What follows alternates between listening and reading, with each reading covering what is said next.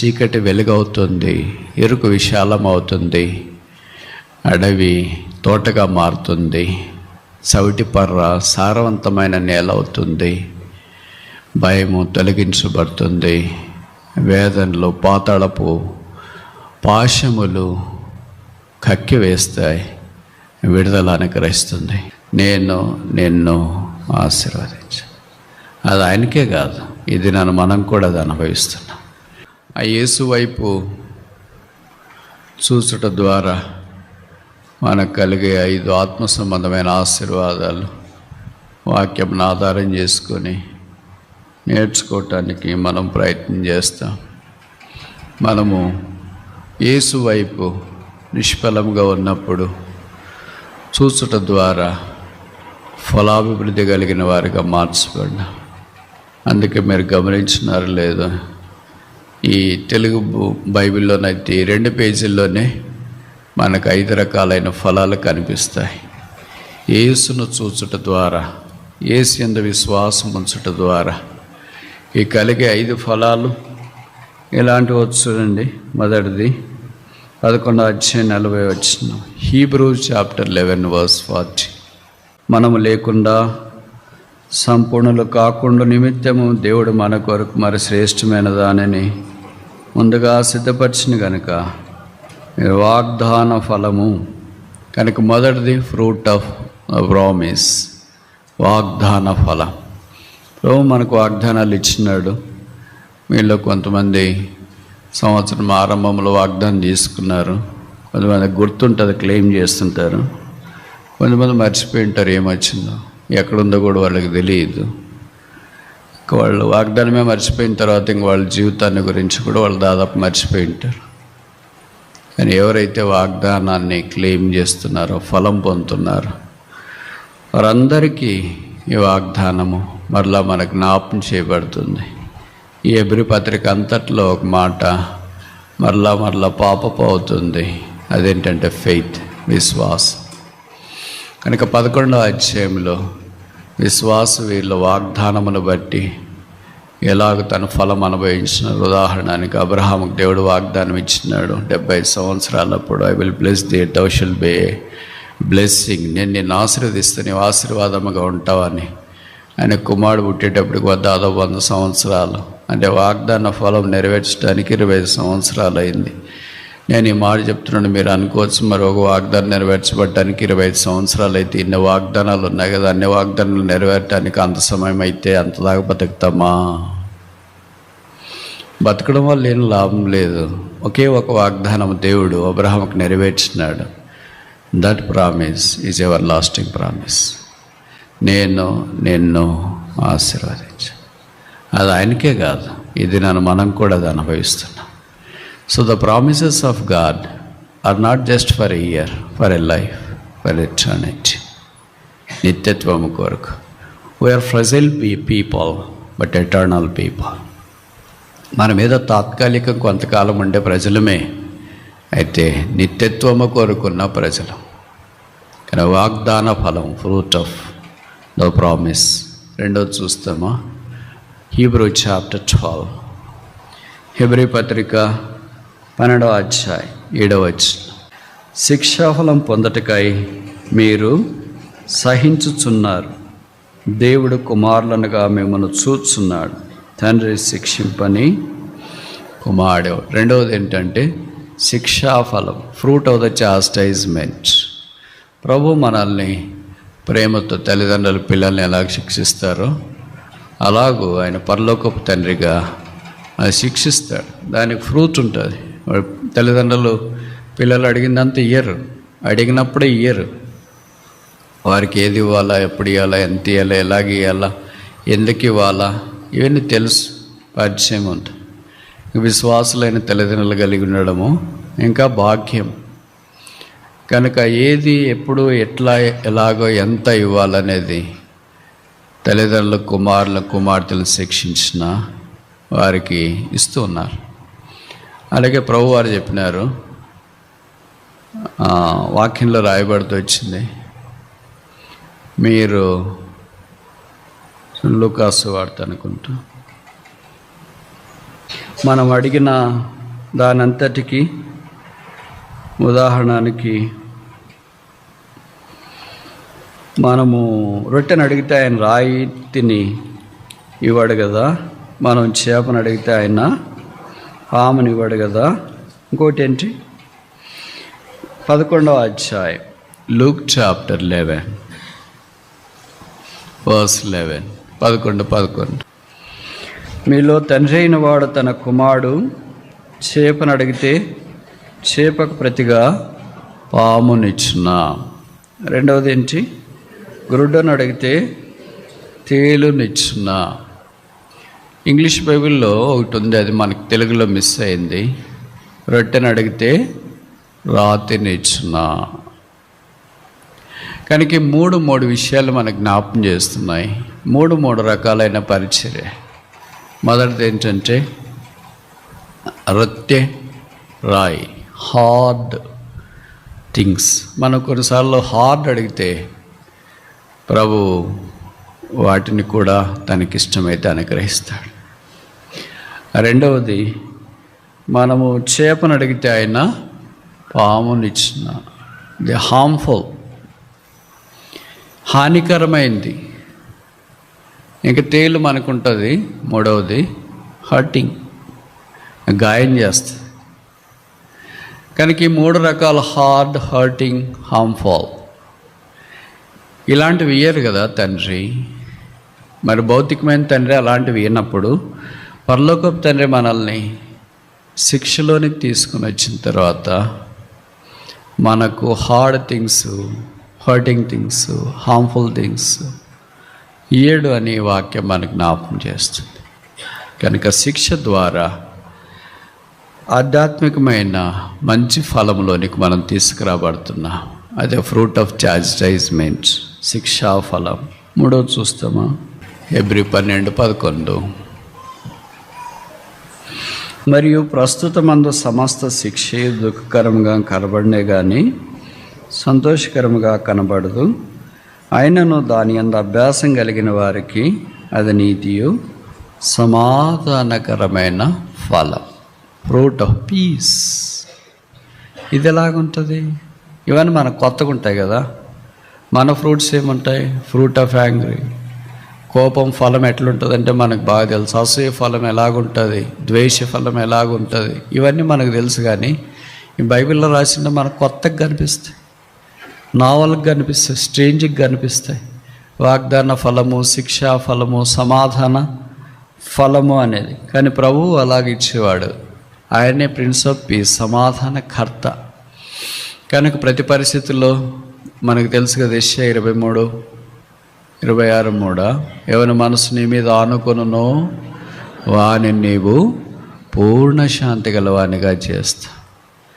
నీ ధర్మశాస్త్రం ప్రేమించే వారికి ఎంతో గ్రేట్ పీస్, వారు త్రొటిల్లటానికి కారణమేమీ లేదు.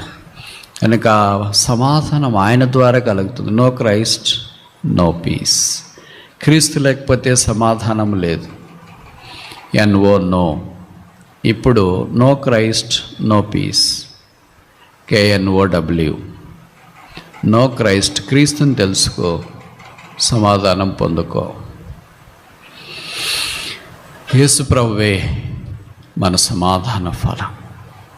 4వ చూస్తాం, హీబ్రూస్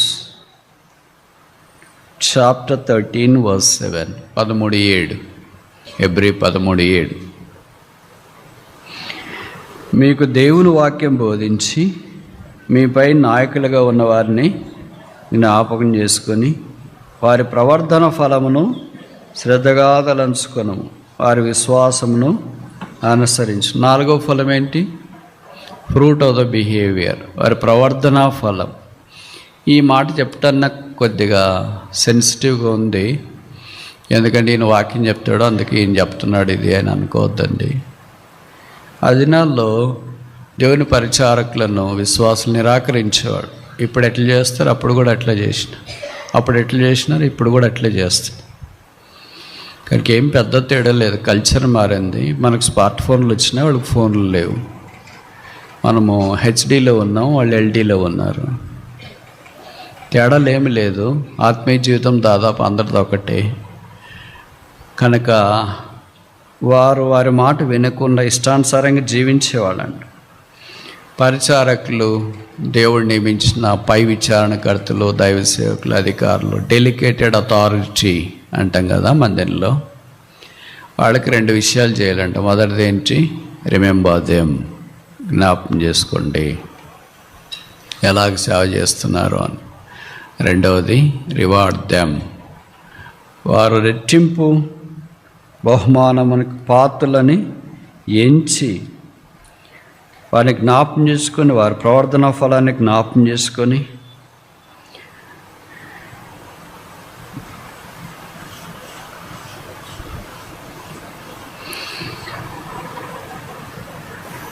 ఇదే కాంటెక్స్ట్ 13లో హెబ్రీ చాప్టర్ 13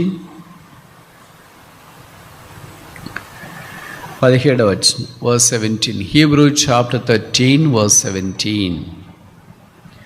మీ పైన నాయకులుగా ఉన్నవారు లెక్క ఒప్ప చెప్పవలసిన వారి వలె మీ ఆత్మలకు ఆయుచున్నారు గనుక వారు దుఃఖముతో ఆ పని చేసినలా మీకు నిష్ప్రయోజనము.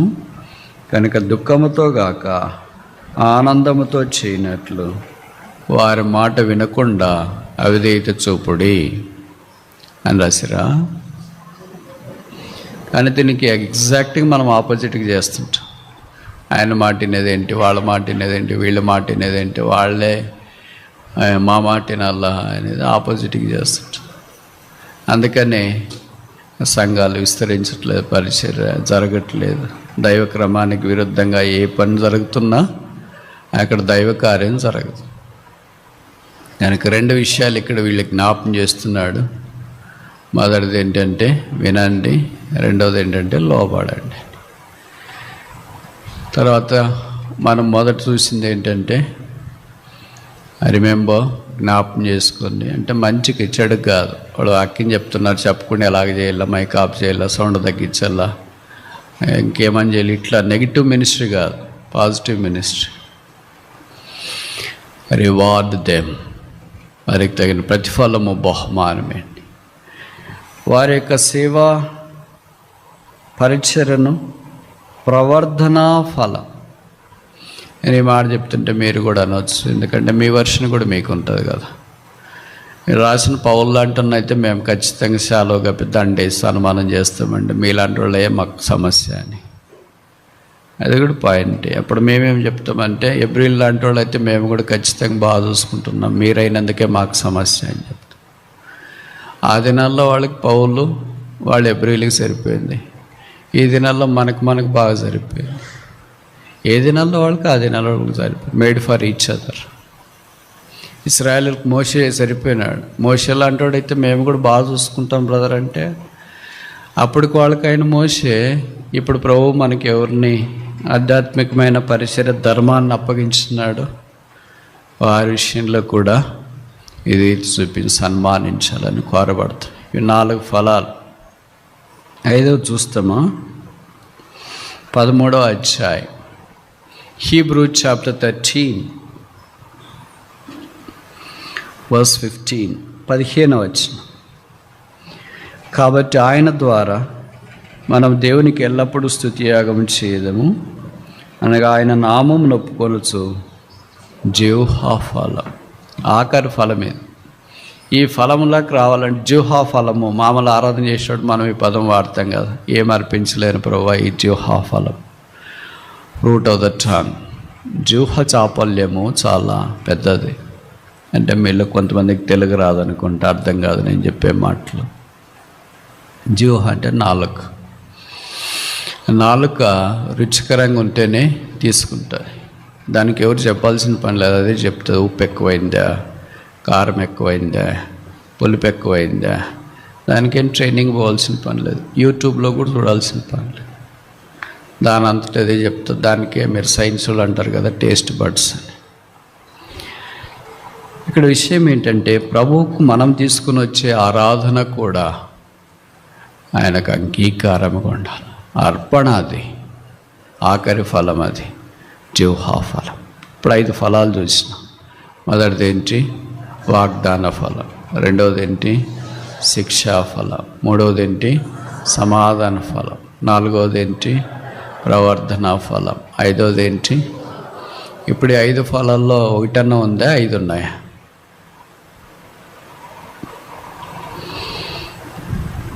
నాకు తెలిసి మీరు మౌనంగా అవుతారని, ఎందుకంటే చాలా తెలివైన వాళ్ళు కదా. ఈ 5 ఫలాల్లో మొదటిది 2, 3, 4, 5 ఫలాలు ఉన్నాయా? 4 ఉన్నాయా? 3 ఉన్నాయా? 2 ఉన్నాయా? 1 ఉందా? ఏమీ లేవా? మీరు చెప్తారా? నేను చెప్పాలా? దానికి కూడా చెప్పరా? మీరు చెప్తారా? నేను చెప్పాలా? నేనే చెప్పాలా? నేనే చెప్పాలంటే చెప్తాను. నాది, మీలో కొందరిది, అందరిది కాదు. ఏవీ లేవు. None of the above. మనకు ఉండేది దీంట్లో లేదు, దీంట్లో ఉండేది మనకు లేదు. ఏముంది మనకు? యేసుప్రభు వారు మార్గంలో వెళ్తుంటే ఆయన ఆకలిగా ఉన్నాడు. చెట్టు దగ్గరికి వచ్చినాడు. చాలా బాగుంది, పచ్చగా. చూస్తే ఆకులన్నీ ఉన్నాయి కానీ ఖచ్చితంగా ఫలం ఉందని దగ్గరికి వెళ్తే ఏమీ లేవు. ఆ తర్వాత జరిగిన సంగతి నాకంటే మీకు బాగా పరిచయం. మనం కూడా బాగా పచ్చగా కనిపిస్తున్నాం, కానీ ప్రభు కోరే ఫలాలు మనలో ఉంటే ఎంత బాగుంటాయి. అందుకే పరమగీతంలో చెప్పబడింది, నా ప్రియుడా నువ్వేం చెయ్యి, నా తోటలో వేలాడుతున్న ద్వారబంధరమునకు వేలాడుతున్న పండ్లు పచ్చివి పండువి, నా ప్రియుడు వాటిని స్వీకరించునుగాక, వాటిని ఆయన ఆరగించునుగాక. ఎవరికైనా పండ్లు చూస్తే చాలా సంతోషం వస్తుంది కదా. అలాగ పండలేకపోతే ఎంత నిరుత్సాహం వస్తుంది. మరి ఇంతకాలం అయింది, ఈ 5 ఫలాలు ఏమైనా ఉన్నాయి? యేసుని చూస్తే రావాలి కదా. మనకు కూడా రావట్లేదు ఏంటి అంటే సరిగ్గా చూడట్లేదు అని అర్థం. ఎలాగ చూడాలా మరి? చూస్తే ఏమొస్తుంది? ఒక 5 విషయాలు చెప్పి ముగించడానికి ప్రయత్నం చేస్తా. మొదటిది యోహాను సువార్త, తెలుగులో 14-15 కలిసి ఉన్నాయి, నేను చదువుతాను. John chapter 3 verse 14 and verse 15. అరణ్యములో మోషే సర్పమును ఎలాగెత్తెనో అలాగే విశ్వసించు ప్రతి వాడును నశింపక ఆయన ద్వారా నిశ్చయం పొందినట్లు మనిషి కుమారుడు ఎత్తబడవలెను. యోహాను సువార్తలో మన పిక్టోరియల్ రిప్రజెంటేషన్ కనిపిస్తాయి. పాత నిబంధనలోని చిత్రపటాలు పరిశుద్ధాత్మ దేవుని ద్వారా కొత్త నిబంధనలో యోహాను సువార్తలు అప్డేట్ చేసి ఆయిల్ ప్రింటింగ్ ఇచ్చినాడు. పాత నిబంధనలు ఎలాగుంటుందంటే బ్లాక్ అండ్ వైట్, కొత్త నిబంధనలు ఎలాగుంటుందంటే కలర్లో ఉంటుంది. పాత నిబంధనలు ఎలాగుంటుందంటే మామూలు పేజీ మాదిరి ఉంటుంది. కొత్త నిబంధనలు ఎలాగుంటుందంటే ఆయిల్ పేజ్ మీద ప్రింట్ వేసినట్లు మనకు కనిపిస్తుంది. కనుక పాత నిబంధన సింపుల్గా మనకు కనిపించిన, కొత్త నిబంధనకు వచ్చేటప్పటికి అప్డేటెడ్గా మనకు కనిపిస్తుంది. ఇది సంఖ్యాకాండం 21వ అధ్యాయంలోని ఓ వృత్తాంతం. నంబర్స్ చాప్టర్ 21, సంఖ్యాకాండం 21 8వ వచనం. Numbers 21 verse 8. మోషే ప్రజల కొరకు ప్రార్థన చేయగా, యెహోవా నీవు తాపకరమైన సర్పం వంటి ప్రతిమను చేయించి స్తంభం మీద పెట్టుము, అప్పుడు కరువుబడిన ప్రతివాడు దాని వైపు చూచి బ్రతుకునని మోషేకు చెప్పాను. 9వ వచనం. కాబట్టి మోషే ఇత్తడి సర్పం ఒకటి చేయించి స్తంభం మీద దాన్ని పెట్టాను. అప్పుడు సర్పపు కాటు తిన్న ప్రతి వాడును ఆ ఇత్తడి సర్పం నిదానించి చూచినందున చూచుట.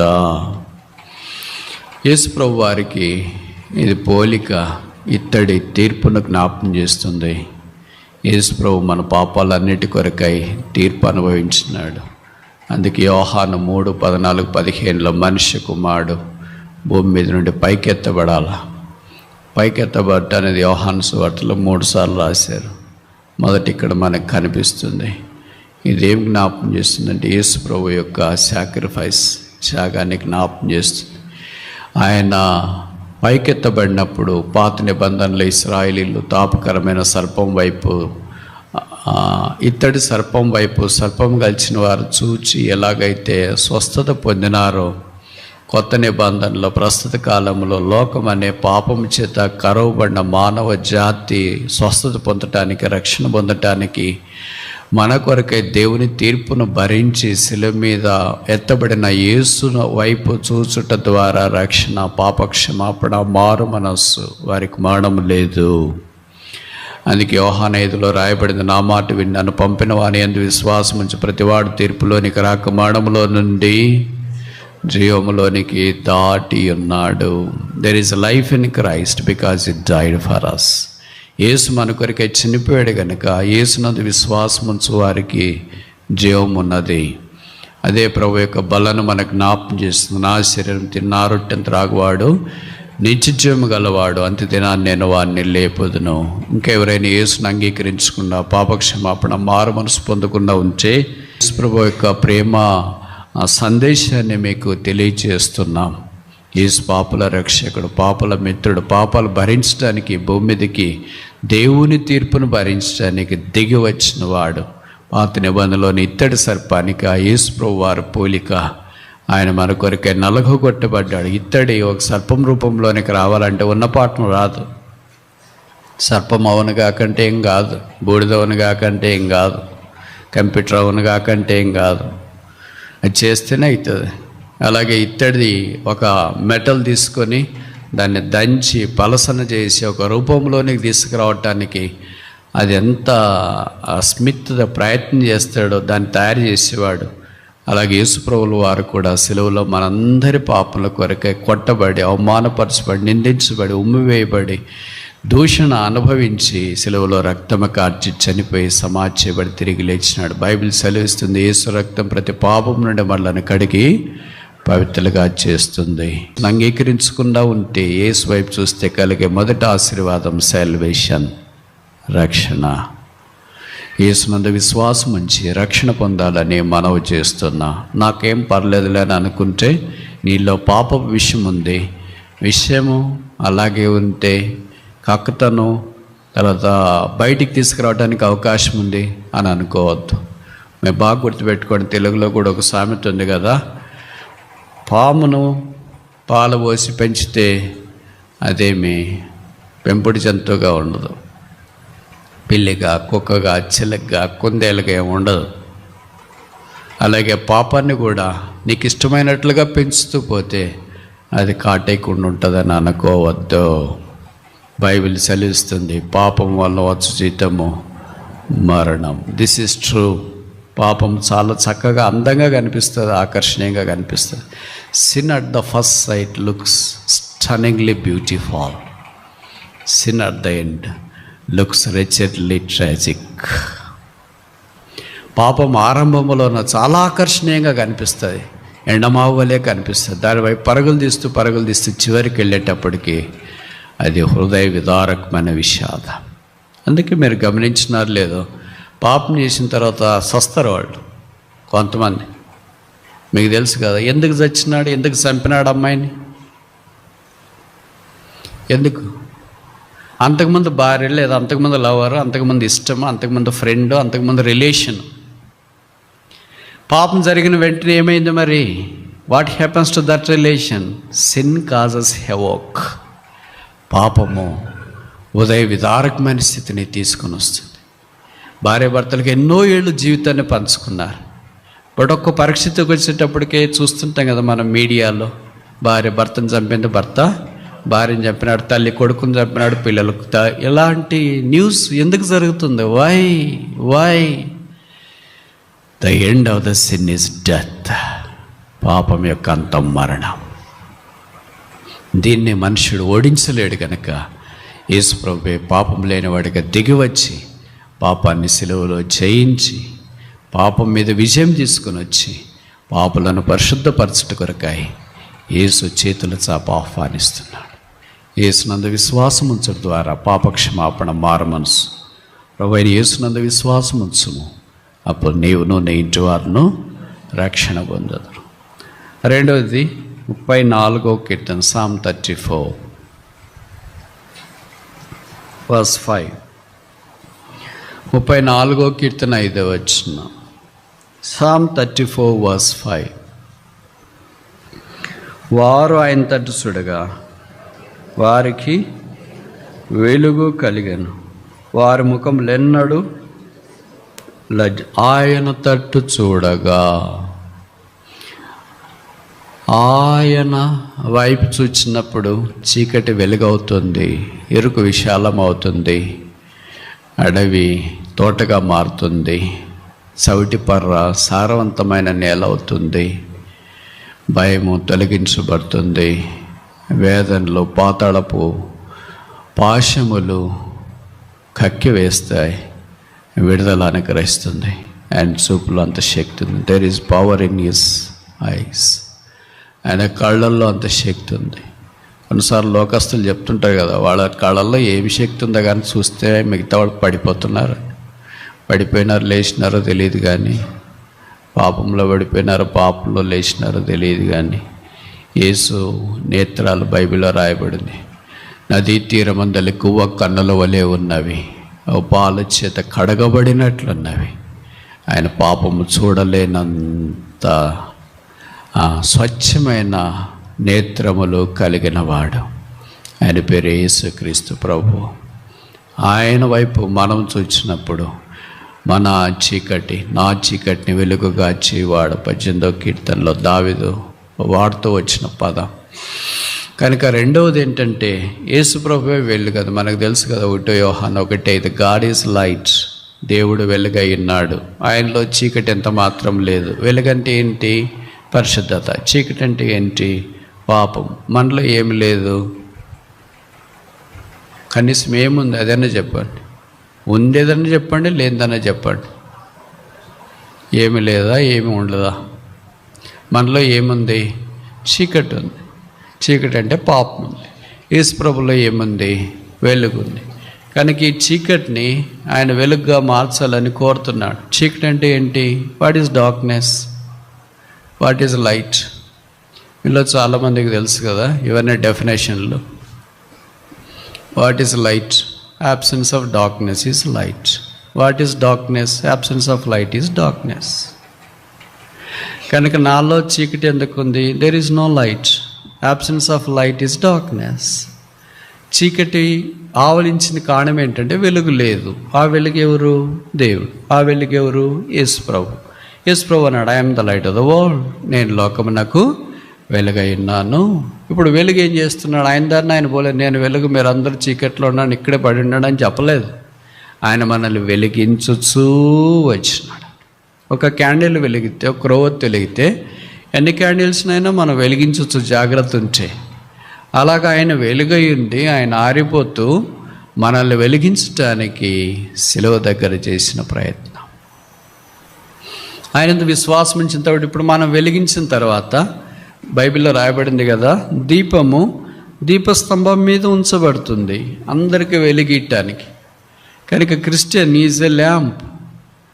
అందుకే దీపస్తంభం అని ప్రకటన గ్రంథంలో కూడా సంఘానికి సంబంధించి ప్రస్తావించబడింది. నువ్వు సరిగా లేకపోతే నీ దీపస్తంభం మీద నుండి దీపాన్ని నేను I will remove the light.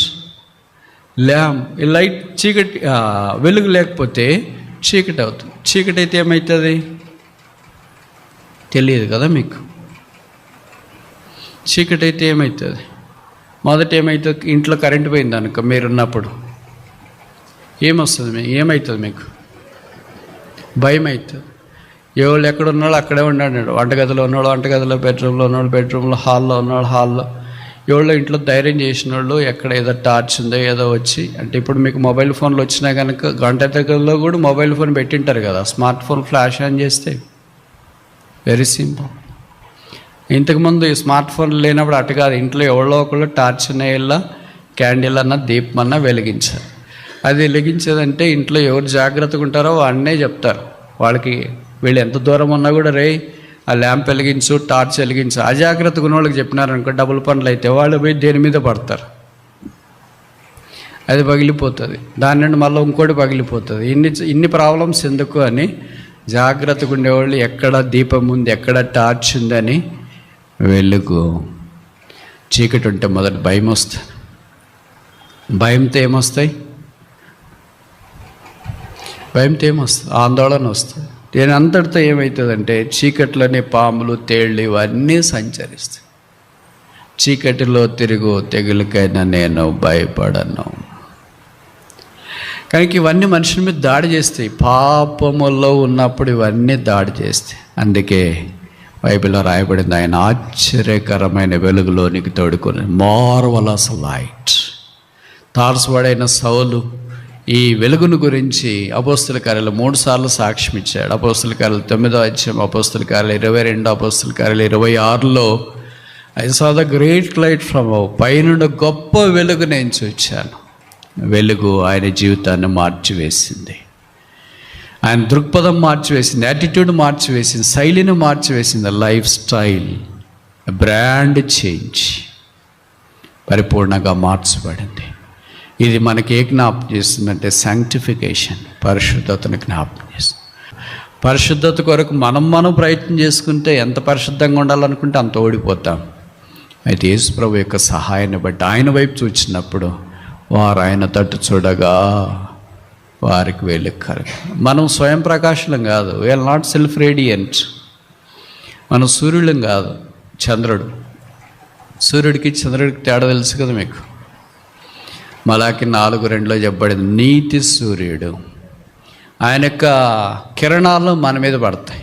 మన మీద పడిన తర్వాత మనం దాన్ని రిఫ్లెక్ట్ చేస్తాం. ఇంట్లో మీరు పిల్లలు ఆడుకునే చూసింటారు కదా, అక్క చెల్లెళ్ళు, అన్న తమ్ముళ్ళు అంతా. ఇప్పుడు ఇట్లాంటి ఆటలు లేవనుకో, ఇప్పుడు అన్నీ స్మార్ట్ ఫోన్ ఆటలు వచ్చినాయి. మేము పిల్లప్పుడు ఇదే ఆడుకునేవాళ్ళు. అద్దం తెచ్చింటారు, అద్దం సూర్యకిరణాలకి ఇలాగ పెట్టింటారు. అక్క మీదనో, తమ్ముడి మీదనో, చెల్లి మీదనో, నాన్న మీదనో, డాడీ మీదనో ఇటు పెడితే వాళ్ళు ఎక్కడో ఉంటారు. ఏంటి సడన్గా షాక్ అయిపోతారు, ఏంటి మా మీద ఇంత వెలుగు వచ్చింది అని. తర్వాత వాళ్ళు చూసినారు వెంటనే తిప్పేస్తుంటారు. ఇవన్నీ పనులు అప్పుడు ఆటలు ఆడుకునే చేసేవాళ్ళు. అంటే ఈ అద్దానికి ఏం శక్తి ఉంది? అద్దంలో సొంతహాగా లైట్ లేదు, ఆయన ఉన్న లైట్ని అదేం చేస్తుంది? రిఫ్లెక్ట్ చేస్తుంది. అలాగే మనకు స్వతహాగా సంఘానికి శక్తి లేదు. సంఘమే చంద్రబింబం కదా, పరంగితుల్లో రాయబడింది, సంచారాగము చూపట్టు చంద్రబింబం అంత అంతమును, సూర్యుని ఎంత స్వచ్ఛతను కళనగల ఊహిత సైన్యాసమభీకర రూపిణియగు ఈమె ఎవరు? తన ప్రియుని మీద ఆనుకొని అరణ్య మార్గం వచ్చి ఈమె యువతే, సొలొమోను పల్లకి, అనురాగ వల్లకి, షూలమితి, సంఘము, మహిమగల సంఘము, బ్యూలా. అలాగ ప్రభు కొరకు సంఘం సిద్ధపరచబడి పరిశుద్ధమైనదిగా ఉండాలని దేవుని యొక్క ఉద్దేశ్యం. పరిశుద్ధతలు ఎక్కడున్నామో బైబిల్లో ఎబ్రీలో రాశాడు అదే మాట, పరిశుద్ధత లేకుండా ఎవడున్నో ప్రభువును. కనుక పరిశుద్ధత కలిగి యాత్ర కొనసాగించడం అవసరం. 3వది చూస్తాము, మత్తయి సువార్త 17వ అధ్యాయం 8వ వచనం. వారు కన్నులెత్తి చూడగా యేసు తప్ప మరెవరు వారికి, they saw no man save Jesus. We saw all men, no Jesus. మనల్ని వీళ్ళని గురించి అంత తేడా ఉంటుంది. వారికి యేసు తప్ప ఎవరూ కనపడలేదు, మనకు మనుషులు తప్ప ఎవరు కనపడరు. అందుకే ఆదివారం మందిరికి వచ్చినప్పుడు ప్రభు తప్ప మనకి అందరూ కనిపిస్తారు. సేవకుడు, బోధకుడు, ఎల్డర్స్, ఇరుగు పొరుగు అందరూ కనిపిస్తారు. యేసు ప్రభు కనిపిస్తే ఎంత బాగుంటుంది. యేసు ప్రభు కనిపిస్తే నేను ఆయనను చూడగానే చచ్చిన వాని వల్ల ఆయన పాదములు ఎత్తపడితేనే ప్రకటన 1వ అధ్యాయంలో మనం చూస్తాం. ఆయన చూస్తే అలాగైతున్నాం. మనమంతా బతికినామంటే ఏమని అర్థం చెప్పరేంటి? చూడట్లేదు ఆయన్ని. పౌలు లాంటి వాళ్ళు ఆయన చూశారు, అందుకే ఆయన ఏమన్నాడు, I'm crucified, I'm dead, I'm not living of my self, but whatever the life I live is for Christ. Galatians chapter 2 verse 20, I am crucified with Christ, yet not I, but Christ liveth in me. నేను క్రీస్తు కూడా సిలువ వేయబడి ఉన్నాను, ఇక జీవించేవాడను నేను కాదు. జీవించేవాడు ఎవరు కాదు? అలాంటి వాళ్ళు బల దగ్గరికి రావాలి. I am not living for myself, I am not living on my own, and Christ liveth in me. This is a big statement. Christ liveth in, క్రీస్తే నా యందు జీవిస్తున్నాడు. పౌలు చెప్పిన కొన్ని స్టేట్మెంట్లో spectacular mind blowing, goose bumping, mouth watering, jaw dropping, bone chilling, what not. మనం ఏం చదువుకొని ఊరికి వదిలేస్తుంటాం. ఇక నేను జీవించే జీవితం నన్ను ప్రేమించి నా కొరకు తను తాను అప్పగించుకున్న వాని కొరకు నేను జీవిస్తున్నాను. అంటే అర్థమేంటి? నా భాష, నా భావము, నా సంభాషణ, నా జీవితం, నా ప్రయారిటీస్, నా దృక్పథము, నాదంతా not for myself, not for my, for Christ. క్రీస్తు కొరకు, నా కొరకు కాదు. మనమేమంటాం? I want everything for me, I don't want nothing, or I don't want anything for Christ. నా కొరకైతే అంతా కావాలా, క్రీస్తు కొరకైతే నాకేమవుతాం. అందుకే పౌలు మాట, ప్రవర్తన, తీరు, శ్రమలు, బోధ అన్నీ యేసుని రిఫ్లెక్ట్ చేస్తాయి. మీరు గమనించినారు లేదో, బల దగ్గరికి వచ్చేటప్పుడు ఆయన ఒక పెద్ద స్టేట్మెంట్ ఇచ్చినాడు. నేను ఇప్పటిదాకా చెప్పినాను కదా, ఏమని అంటే అది eye catching, mind feasting, mouth watering, challenging. 11:1 be followers of me as I follow Christ. నేను క్రీస్తును పోలి నడుచుకున్న ప్రకారము, ఆ పోలి నడుచుకుంటేనే కింద ఏమని మామూలుగా మనం చూస్తాం కదా, అటువల్లే ఆయన అప్పగించబడిన రాత్రి ఒక రొట్టెని ఎత్తుకొని కృతజ్ఞతాస్తుతులు చెల్లించి, రొట్టె మీ కొరకై విరబడిన నా శరీరము, నన్ను జ్ఞాపం చేసుకుంటే దీన్ని చేయడి. ఆ తర్వాత ఆయన పాత్రను ఎత్తుకొని, ఇవన్నీ మనం చదివేది ఎప్పుడు? ఆ పైన దగ్గర కొడతాం. మనకి ఎప్పుడంతే కదా, ఏదైనా మనకి ఏది కావాలో అదే. ఫోటోషాప్ బాగా నేర్చుకున్నారు బిలీవర్స్. అందుకని ఫోటోషాప్ ఉపయోగించి ఏ సైజు ఎక్కడ కావాలా, వెనక బ్యాక్డ్రాపా, ముందా, డ్రెస్ ఎట్లాంటిది పెట్టుకోవాలా, ఇప్పుడు ఏఐ వాడుతున్నారు బిలీవర్స్. అందుకని అంత ఏఐ ఫార్మాట్లోకి వచ్చిన. ఏఐ ఫార్మాట్ అంటే not original, not true, it is something other than original, looks like original. అది వాస్తవం కాదు, వాస్తవం వల్లే కనిపిస్తుంది.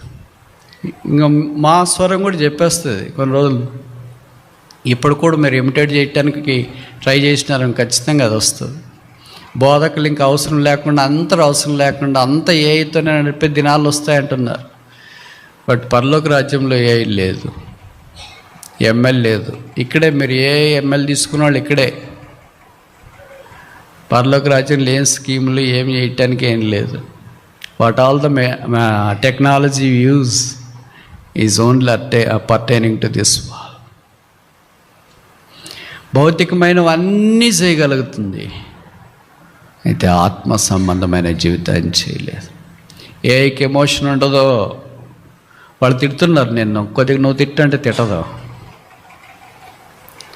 ఆకలేస్తుంది అంటే నాకు ఆకలేస్తుంది, బాధ వేస్తుంది, దుఃఖం వేస్తుంది, ఏడుపు వస్తుంది, నవ్వు వస్తుంది, అట్లేం రియాక్ట్ కాదు. Because it has no emotions, it's a machine.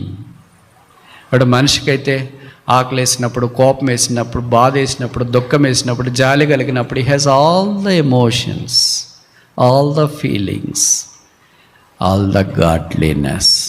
దేవుడు అంటే ఆశ, భక్తి, వైరాగ్యము అవన్నీ కనిపిస్తుంది.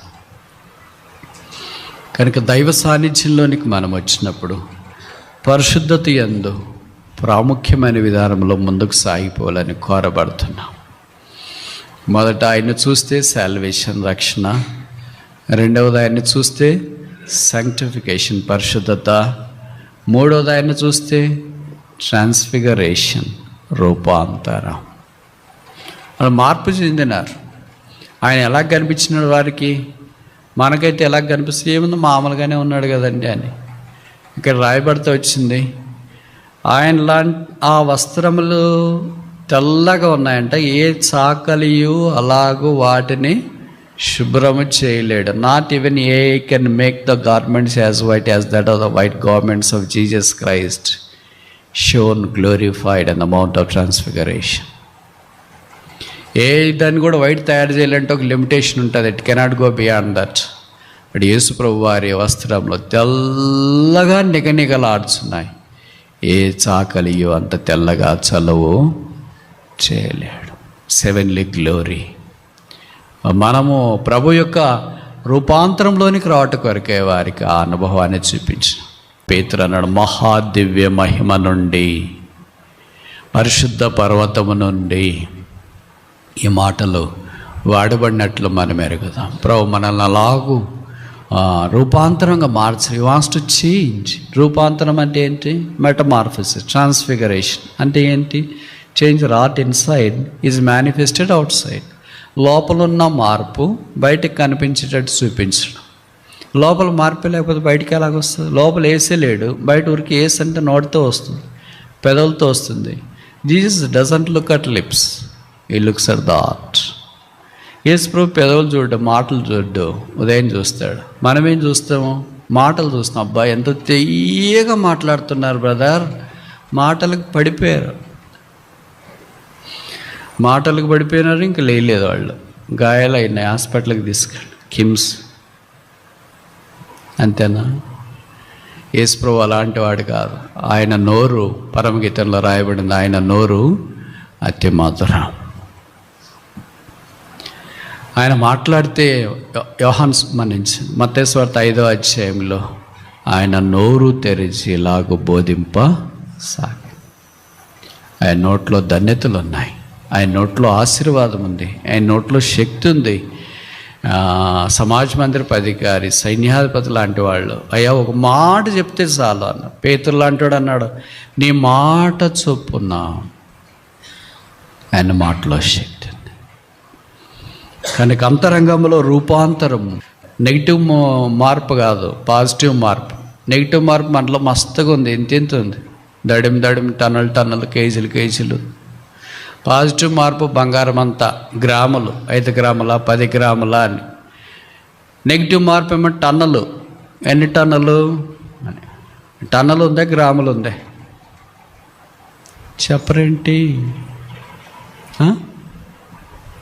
టన్నుల, గ్రాముల, నానో? మీరు చెప్పకపోతే ఏమని అర్థమైతే మీకు అన్నీ అర్థమన్నా ఉండాలా? ఏం అర్థం కాకుండానే ఉండాలి. ఏం అర్థం కాకుండా ఉండే అవకాశమే లేదు. కనుక ఏం అర్థం కాకుండా ఉండే అవకాశం లేదు. అన్నీ అర్థమవుతాయి, కానీ మీకు చెప్పుద్ది కదా. ఆయనకి మనమేంటి చెప్పేది అని. మన అనుభవం అంత వయసు కూడా లేదు ఆయనకి. విచిత్రం ఏంటంటే ఆధ్యాత్మికమైన జీవితంలో పాజిటివ్ మార్పు అంటే క్రీస్తు వలె జీవించే మార్పు. గ్రామాలతో ఆరంభించినా పర్లేదు, అసలు ఆరంభమే లేకపోతే. అయితే నెగిటివ్ మార్పు, టన్నులు, కోపం టన్నులు. కొంతమంది చెప్తున్నారు, బ్రదర్ షార్ట్ టెంపర్ వాళ్ళు, కోపం వస్తే ఆగిపోదు, ఆగితే రాదు. ఏంటి? కోపం. ప్రేమ సంగతి ఏంటి? అది ఉందా బ్రదర్? ఎక్కడా? ప్రేమకు అయితే అంత అరదు, కోపానికైతే అంత షార్ట్ టెంపర్. నిద్రపోతున్నామంటే కుర్చీలో కూర్చున్న స్తంభానికి అనుకొని నిద్రపోయి నిద్ర కాదు. ఆత్మీయంగా ఏం స్పృహ లేకపోవడం. ఏ వాక్యం చెప్పినా చలనం ఉండదు, ఏం పాటలు పాడినా చలనం ఉండదు, ఏ కార్యక్రమాలు జరిగినా చలనం ఉండదు, దేవుడు మాట్లాడినా చలనం ఉండదు. నిద్ర అంటే అదే కాదు, చలనం లేదు. ఈజ్ నాన్ రెస్పాన్సివ్, స్పందించరు. అలాంటి వాళ్ళు ఈ దినాల్లో విస్తరించినారు, సంఘాల్లో కూడా వ్యాపించినారు. సంఘానికి స్పందన ఉంటుంది. ఓ వాక్యం, ఒక పాట, ఒక ఆరాధన, ఒక లీడింగ్, ఒక కార్యక్రమం, ఒక దైవికం జరిగినప్పుడు పాజిటివ్ రెస్పాన్స్. ఇప్పుడు 4వది చూస్తామా?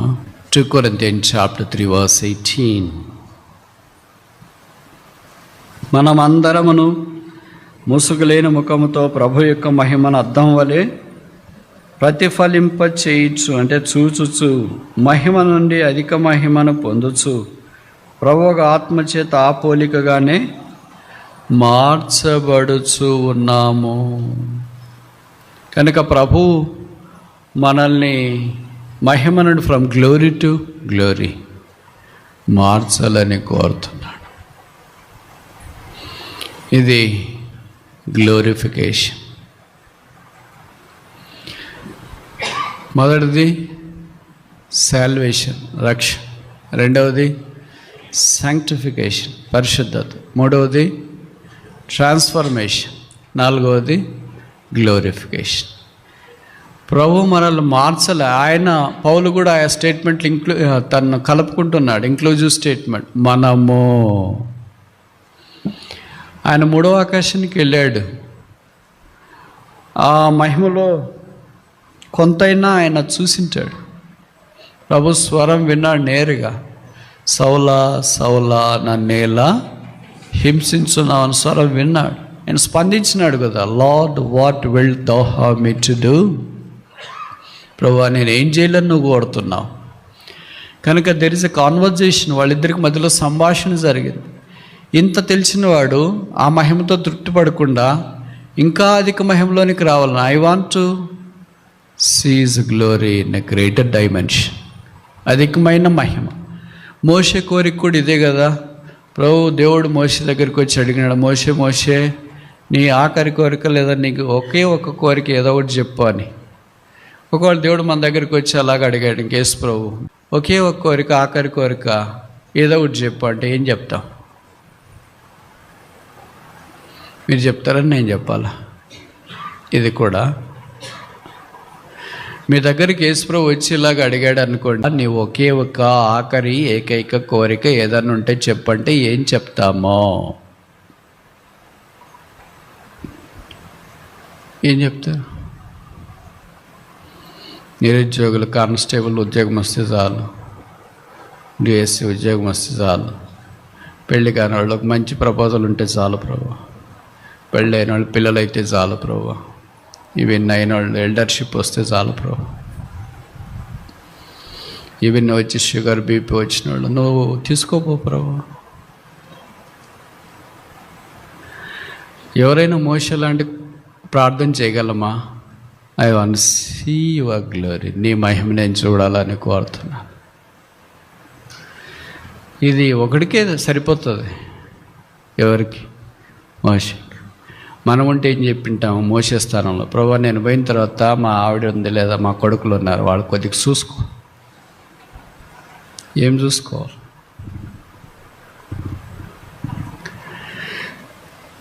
ఇవన్నీ మనకుండే ఈ తుచ్చమైన అభిలాషలు ఇవి. ఆయనకు అలా కాదు, I want to see your glory, నీ మహిమ నేను చూడాలి. పౌలు దగ్గరికి వచ్చిన అదే, పౌలు ఏమనుకుంటున్నావు? నేను పోయిన తర్వాత ఇంకా పెద్ద సంఘాలుగా గ్రేట్, మామూలుగా ఈ లోకంలో ఉండేదేంటి, సేవకులు కూడా గొప్ప పరిచయం, గ్రేట్ చర్చ్, గ్రేట్ మినిస్ట్రీ, అంత great great great, that's good. But glory, మహిమద్దా? I want to see your glory. మనం గ్రేట్ గ్రేట్ చూస్తే ఎక్కడ ఉంటామంటే ఈకాబోధలో ఉంటాం. గ్లోరీ, ఈకాబోధ అంటే మీకు తెలుసు కదా, గ్లోరీ డిపార్టెడ్, మహిమ ప్రభావం పోయింది అని. But when we see the glory will be in Ebenezer, ఆయన సహాయపురాయి. ఏం చూడాలనుకున్నాం ప్రభువులో? ఏం కావాలనుకున్నాం ప్రభువులో? అదేనా ఆయన రాబోతున్నాడు. ఈవెన్ సో లార్డ్ కమ్, ప్రభు అని యేసు రమ్ము రాబోతున్నాడు. ఆయన ప్రధాన దూత శబ్దముతోనూ దేవుని బూరతోనూ పైనుండి దిగి వచ్చినప్పుడు క్రీస్తునందు మృతులైన వారు లేపబడతారు. వారితో పాటు మనం కూడా ఆయన్ని కలుసుకోవటానికి కొనిపోబడతాం. క్షణంలోనే మార్పు చెందుతామంట. ఫిలిపియన్స్ చాప్టర్ 3 verse 20-21 అనుకుంటా. This veil body shall be converted into glorious body.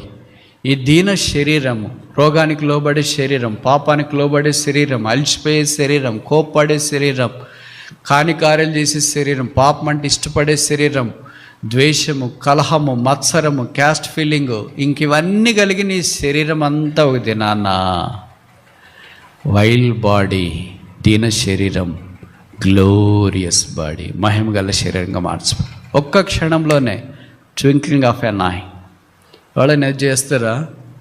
మీ కిమ్స్ కానీ, రిమ్స్ కానీ, ఎన్ఐటి కానీ, ఐఐటి కానీ, Stanford, Oxford, Harvard, Princeton, Yale, Cambridge, ఎవరేం చేస్తారు? ఒక్క నిమిషంలోనే ఒక మనిషిని, నన్ను తీసుకొని మహిమగల శరీరముగా ఎవరైనా చేస్తారా?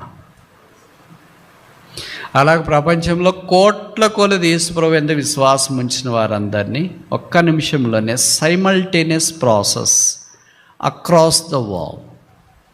ఇది చేసిన తర్వాత సక్సెస్ అవుతుందా లేదా చూసి ఇంప్లిమెంట్ చేయడానికి మనం ప్రయత్నం చేస్తాం. అంతే కదా, మనకు కూడా కోవిడ్-19 అప్పుడు వ్యాక్సిన్ వచ్చిన తర్వాత ఎలకల మీద దాని మీద అంత వేసి వాళ్ళ మీద వీళ్ళ మీద ప్రయోగాలు చేసి చివరికి మన మీదకి వస్తాం. అంతేనా? మరి ఇది అట్ట కాదు. నో ప్రయోగం, no rats, no rabbits, no animals.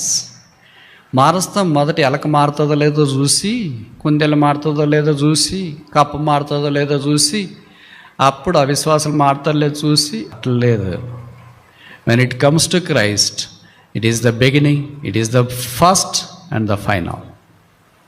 There are no experiments with Christ. క్రీస్తుతో ఎక్స్పెరిమెంట్లు ఏమి లేదు. All are experiences. అన్ని అనుభవాలే. ఈ వెయిల్ బాడీని మనమే మార్చలేము. మన చేత అసలు ఏం కాదు.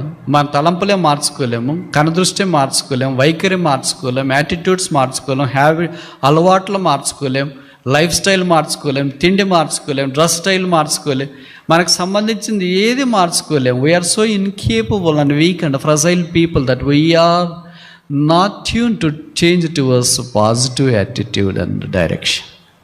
అయితే ప్రభుకు స్తోత్రాలు. వదిన నాయన క్షణములోనే మార్చేస్తాడంటే. యేసు ప్రభు రాకడ కొరకు ఎదురు చూసే వారికి ఇది శుభప్రదమైన నిరీక్షణ.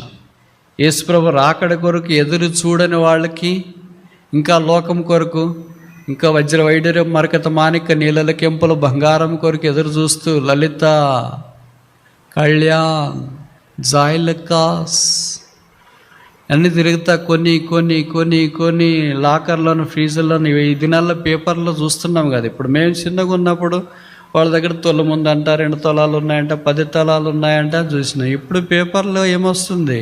కేజీలు వస్తుంది.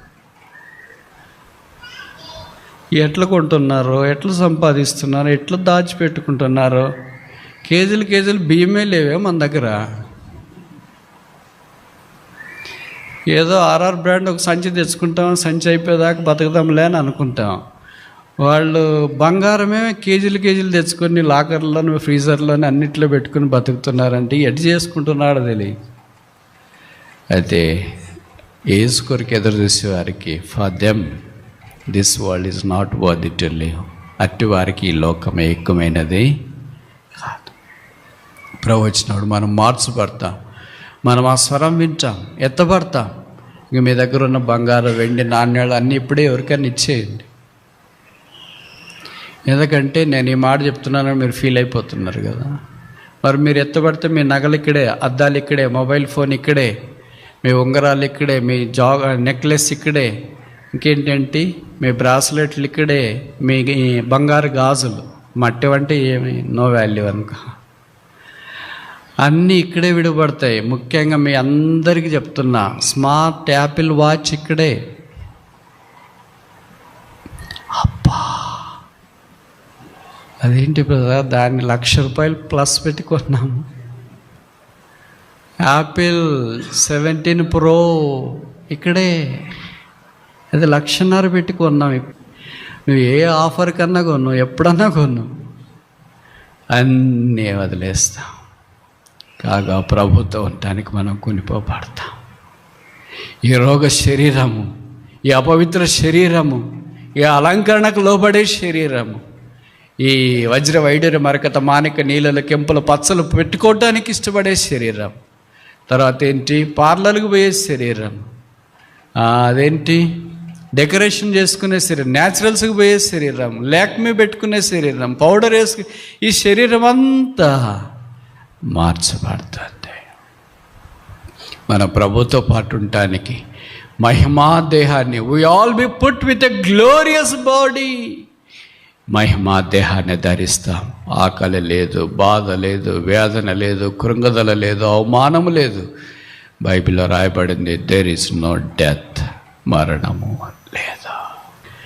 ఈ 4 విషయాల్లో మనల్ని పరీక్షించుకున్నప్పుడు ఎంతో తప్పిపోయే కొరతలా ఉన్నా, అయితే శిలువ దగ్గరకు వచ్చి శిలువ వైపు చూస్తూ క్షమాపణ కోరుకుని రక్తం ద్వారా కడగబడి పరిశుద్ధపరచబడి, ప్రభువా మమ్మల్ని కరుణించు, నీ మహిమకి ఎంత దూరంగా ఉండిపోయాను, నీ మార్పుకి ఎంత దూరంగా ఉండిపోయాను, నీ పరిశుద్ధతకి ఎంత దూరంగా ఉండిపోయాను. మనలో చాలామందిమే మొదటి చూపులోనికి వచ్చిన తాపకరమైన సర్పం గరిచినప్పుడు ఇత్తడి సర్పాన్ని చూచి బతికినట్లుగా శిలువ దగ్గరికి వచ్చి పాపిని ప్రభువా నన్ను క్షమించు అని రక్షణ పొందినాం. అక్కడే ఆగిపోయామేమో.